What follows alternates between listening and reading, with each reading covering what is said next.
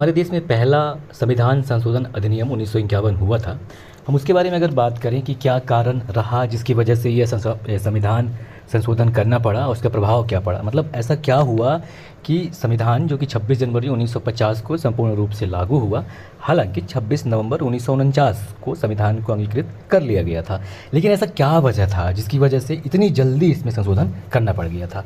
तो अब उस समय अगर हम कुछ घटनाक्रम देखें कि क्या क्या चल रहा था देश में, क्योंकि बहुत ही एक माहौल जो था बहुत ही क्रिटिकल था। देश आज़ाद हुआ था, देश के पास बहुत सारे संसाधनों की कमी थी और बहुत सारे अन्य समस्याएं भी थी, जैसे देश के एकीकरण हुआ, पाकिस्तान का निर्माण हुआ और देश में बहुत सारी चीज़ें थी। तो उस और ऐसी दशा में जब संविधान लागू हुआ तो बहुत सारे, चूँकि पहले कुछ ऐसा चीज़ नहीं था, सडनली ऐसा हुआ कि संविधान लागू हुआ, देश आज़ाद हुआ और देश आगे की ओर बढ़ रहा था। तो ऐसी दशा में देश को संभाल कर सुरक्षित रूप से आगे ले जाने के लिए बहुत सारी चीज़ें उस समय की जा रही थी और लोगों पर प्रतिबंध भी लगाए जा रहे थे, ऐसा लोगों का मानना था। लेकिन चूंकि ये सभी कानूनी दायरे में थे और हो ये रहा था कि उसी समय सरकार जो है 1950 के आसपास, जब संविधान सभा के द्वारा संविधान को अंगीकृत कर दिया गया देश के लिए, तो देश में भूमि सुधार आंदोलन चला। लोगों को, मतलब कुछ लोगों से जिनके पास बहुत सारे ज़मीन थे,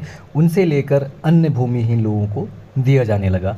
तो अब क्या था कि जो ये संपत्ति का अधिकार है, मौलिक अधिकार है, तो इसकी वजह से लोग हाई कोर्ट या सुप्रीम कोर्ट जा रहे थे चीज़ों को चैलेंज करने।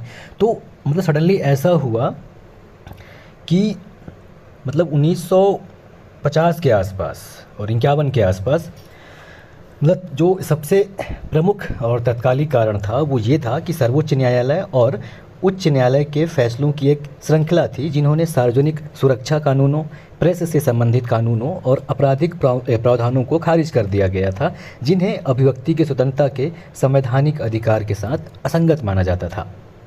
तो जब ये संशोधन किया गया, प्रथम संविधान संशोधन अधिनियम 1951 लाया गया, तो इसके तहत जो हमारा संविधान का अनुच्छेद 15 है, 19 है, 85 है, 87 है, 174 है, 176 है, 341, 342, 372 और 376 में संशोधन किया गया था। अब बताया आपको कारण कि इसका कारण ये था कि जो उस समय सर्वोच्च न्यायालय और उच्च न्यायालय के फैसलों के द्वारा दिए जाने वाली एक श्रृंखला थी, जिसकी वजह से यह किया गया था।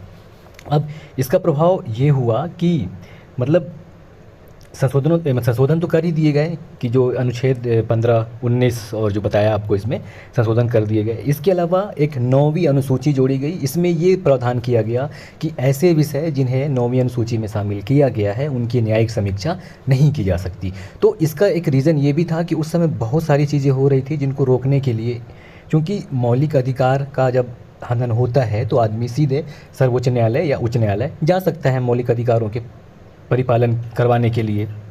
तो ऐसा ना हो, इस चीज़ से रोकने के लिए या इस चीज़ से बचाए जाने के लिए 9वीं अनुसूची बनाई गई। ठीक है, 9वीं अनुसूची बनाई गई कि उसमें मतलब ये कह दिया गया कि 9वीं अनुसूची में जो भी चीज़ शामिल हैं, जिन विषयों को शामिल किया गया है, वो न्यायिक समीक्षा से परे रखे गए हैं। मतलब जो 9वीं अनुसूची में कानून रखे गए हैं उनको इस आधार पर या इस बेस पर चुनौती नहीं दी जा सकती कि इन्होंने नागरिकों के मौलिक अधिकारों का उल्लंघन किया है या उसका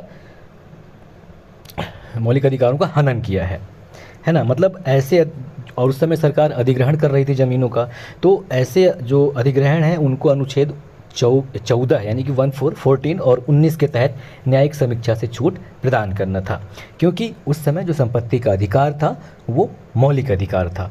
और सन 1978 तक संपत्ति का अधिकार मौलिक था, जब तक कि उसे 44वें संविधान संशोधन 1978 के द्वारा विधिक अधिकार के रूप में नहीं बदल दिया गया, है ना।